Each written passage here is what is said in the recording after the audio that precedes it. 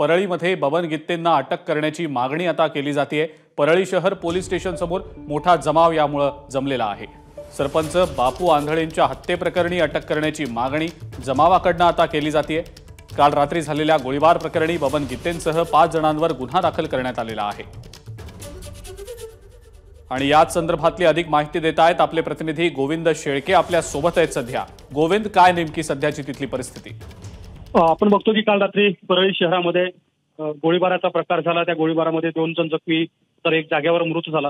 ज्या व्यक्तीचा जागीच मृत्यू झाला ते करटखेलचे सरपंच आहेत आणि त्यांचे समर्थक आता आपण बघतो की परळी पोलीस स्टेशन समोर आलेत आणि ते मागणी करतायत की बबन गित्ते जे राष्ट्रवादी काँग्रेस शरद पवार गटाचे प्रदेश उपाध्यक्ष आहेत त्यांच्यावर जो गुन्हा दाखल झाला या सगळ्या प्रकरणामध्ये त्यांना अटक करण्याची मागणी हा जमाव करतोय।